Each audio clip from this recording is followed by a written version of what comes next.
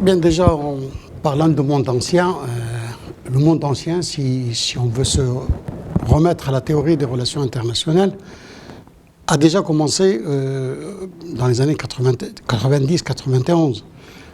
Si on parle du monde bipolaire qui était dominé par l'URSS et les États-Unis.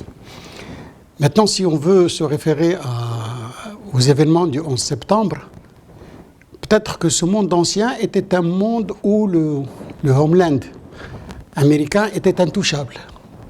Et donc, si le monde ancien est considéré de cette manière-là, c'est-à-dire un monde où le territoire des États-Unis était intouchable, oui, ce monde ancien, le 11 septembre, a mis fin à ce monde ancien, parce qu'après le 11 septembre, c'était le monde où les États-Unis sont vulnérables, ils peuvent être touchés par le terrorisme.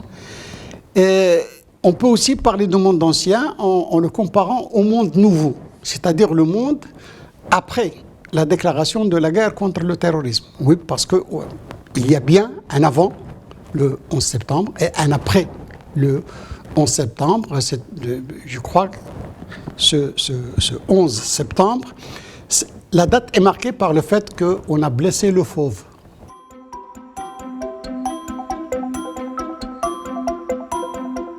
On peut, d'une manière générique, parler d'une mouvance terroriste, mais je crois qu'aujourd'hui, nous sommes devant des mouvances terroristes. Déjà, ce que nous avons hérité de la guerre d'Afghanistan, c'était la mouvance Al-Qaïda. Cette mouvance Al-Qaïda s'est peut-être métamorphosée par la suite, d'ailleurs, suite au 11 septembre, nous avons eu l'Afghanistan et nous avons eu l'Irak.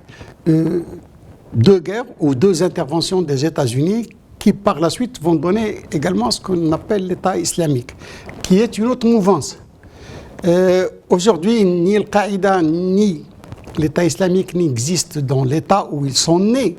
Ils se sont métamorphosés. Donc, Al-Qaïda, aujourd'hui, nous avons des Qaïda, pas une seule. Al-Qaïda en péninsule arabique, Al-Qaïda au Maghreb islamique, Al-Qaïda en Inde, et nous avons donc plusieurs Al-Qaïda.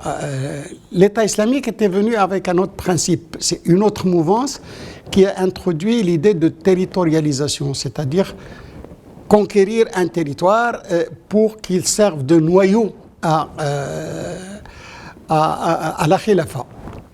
Cette conception de l'État islamique n'existe plus puisqu'ils ont perdu les territoires qu'ils avaient acquis. Et nous avons peut-être une troisième mouvance qui est en train de naître en Afrique, donc, surtout dans la zone du Sahel et du bassin du lac Tchad. Donc, des mouvances. Nous sommes devant des mouvances. Nous sommes devant des mouvances qui dépendent également, ou bien qui peuvent retenir leurs caractéristiques de leur modus operandi. Donc, si vous prenez Al-Qaïda, le fait qu'il est en train de s'installer dans plusieurs régions, d'avoir une sorte de régionalisation d'Al-Qaïda, l'État islamique qui est en train de prôner, si vous voulez, la campagne terroriste partout dans le monde, et nous avons cette nouvelle tendance au Sahel qui est très régionale.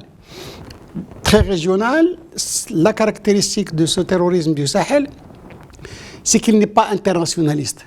Jamais aucun groupe du Sahel n'a fait un attentat en dehors de l'Afrique, ou en dehors du Sahel même, c'est-à-dire c'est toujours Sahel.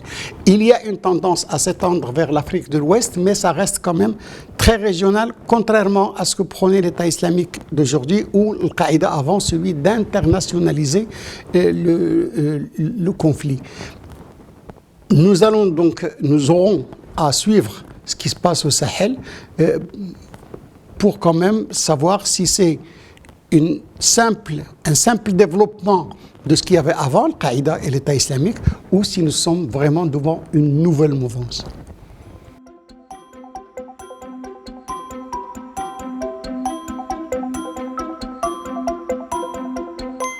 Une campagne internationale, en dehors des textes qui sont élaborés aux Nations Unies, je ne crois pas que cette campagne est internationale.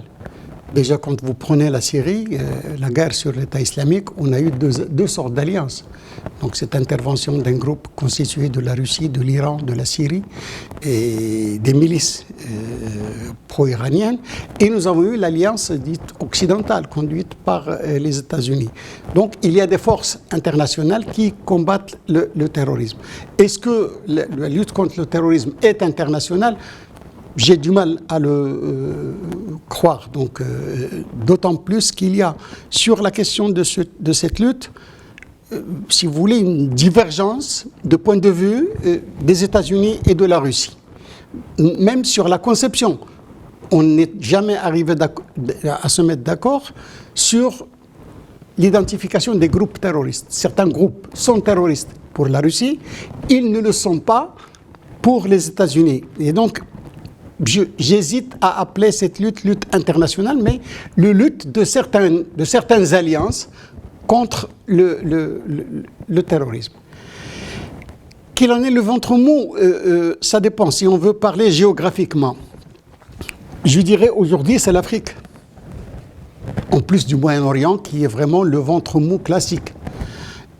Mais aujourd'hui, l'Afrique est en train de se présenter comme ventre mou. Ça, si on veut parler géographiquement. Maintenant, on peut parler du point de vue de la, si vous voulez, de la gouvernance ou de la nature des gouvernances. Et je dirais que le ventre mou du terrorisme, c'est partout où il y a mauvaise gouvernance.